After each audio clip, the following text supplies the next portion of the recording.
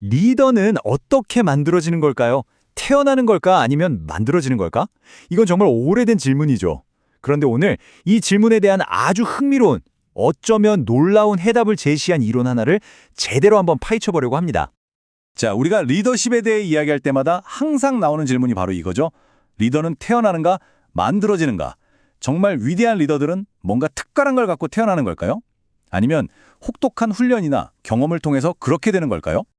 그런데요, 제이 로버트 클린턴이라는 박사님이 바로 이 질문의 답을 찾기 위해서 무려 30년 동안 500명이 넘는 리더들의 삶을 일일이 추적했다고요. 정말 엄청나죠. 그리고 그 긴 연구 끝에 타고난다, 만들어진다, 이 둘 중 하나가 아닌 완전히 새로운 답을 내놓았습니다.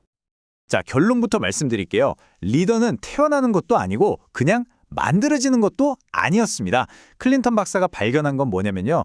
리더는 평생에 걸쳐서 개발된다는 거였어요. 네, 바로 개발된다. 이게 이 이론 전체를 꿰뚫는 가장 중요한 핵심 아이디어입니다. 클린턴 박사는 이 현상을 리더십 부상이라고 불렀는데요. 여기서 정말 중요한 건 리더십을 어떤 직책이 아니라 하나의 과정으로 본다는 점이에요.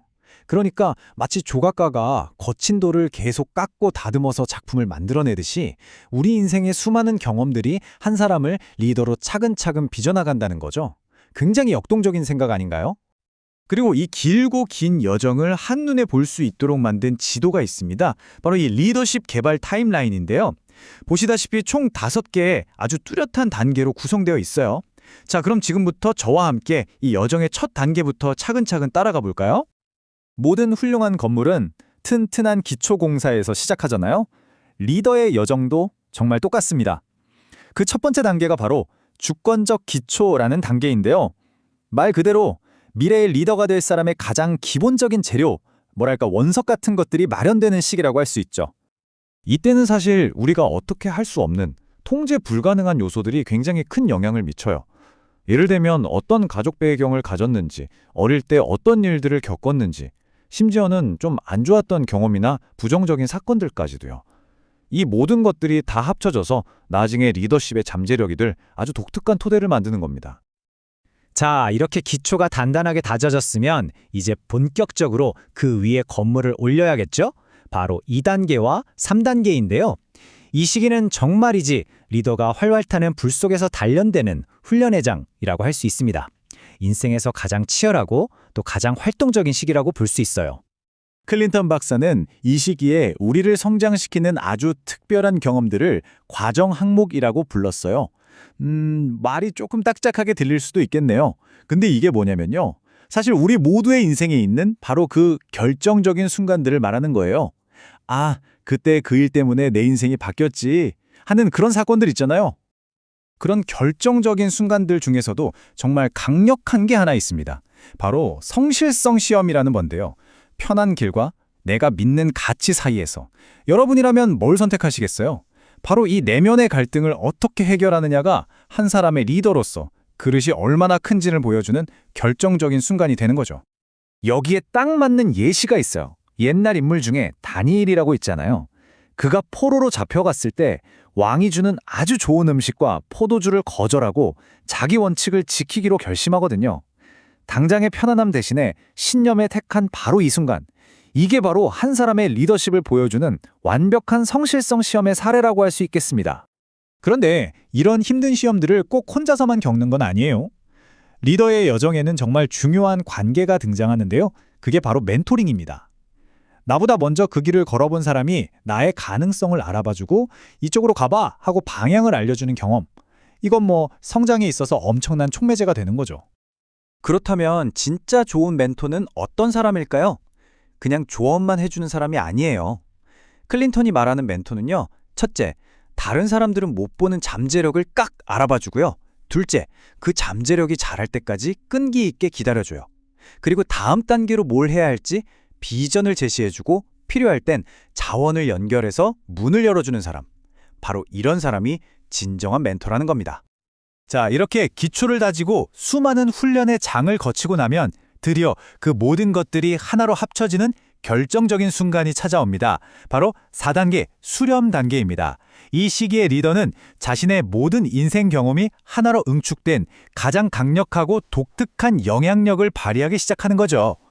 수렴기가 뭐냐면요. 쉽게 말해서 내가 가진 재능, 그리고 지금까지 쌓아온 모든 경험, 또 지금 내가 하고 있는 일이 딱 맞아떨어지는 완벽한 싱크가 맞는 상태를 말해요. 바로 이때 리더는 자기 인생에서 가장 의미 있고 가장 효과적인 기여, 즉 임팩트를 만들어내는 겁니다. 여기서 진짜 흥미로운 게 있어요. 이 수렴 단계에서 발휘되는 영향력이라는 게 사람마다 크기도 형태도 전부 다르다는 거예요. 클린턴은 리더십의 영향력을 아주 작은 그룹에 영향을 미치는 것부터 시작해서 전 세계적인 수준에 이르기까지 하나의 거대한 스펙트럼처럼 펼쳐져 있다고 봤습니다. 예를 들어 볼게요. 어떤 리더는 A 유형처럼 한 50명 정도 되는 작은 그룹에 아주 깊고 직접적인 영향을 미치는 데서 자신의 역량을 최고로 발휘하고요. 반면에 E 유형 같은 리더는 국가적, 국제적 차원에서 시스템 전체를 움직이고 다른 리더들을 키워넣는 아주 광범위한 영향력을 발휘합니다. 여기서 중요한 건 뭐가 더 좋고 나쁘고가 아니에요. 핵심은 모든 리더에게는 각자 자신만의 영향력을 가장 잘 발휘할 수 있는 최적의 자리가 있다는 겁니다. 한 사람의 리더가 발휘하는 영향력은요, 그 사람이 현장을 떠나도 절대 사라지지 않습니다. 오히려 더 은은하게, 더 오랫동안 빛을 발하죠. 이게 바로 이 여정의 마지막 5단계 후광입니다.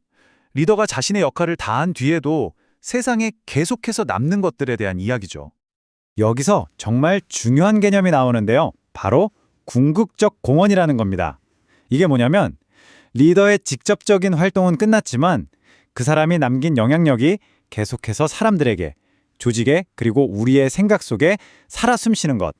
이걸 유산이라고 부르죠. 리더십이라는 긴 여정의 진정한 열매라고 할 수 있겠습니다. 그러면 리더가 남기는 유산, 이 궁극적 공헌은 과연 어떤 모습일까요? 예를 들면 마더 테레사처럼 사회의 문제를 뿌리부터 바꾸려고 했던 변화 주도자일 수도 있고요. 아니면 허드슨 테일러처럼 다음 세대가 계속해서 일할 수 있는 튼튼한 조직을 만든 조직 설립자일 수도 있습니다.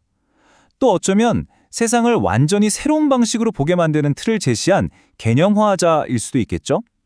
보시는 것처럼 궁극적 공헌의 모습은 정말 사람마다 다 다르고 고유한 겁니다.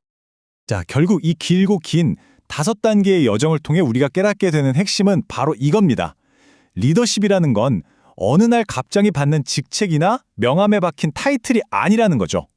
보이지 않는 기초에서 시작해서 수많은 훈련을 통해 단련되고 마침내 나만이 할 수 있는 기여를 찾아내서 결국에는 세상에 지워지지 않는 유산을 남기는 것.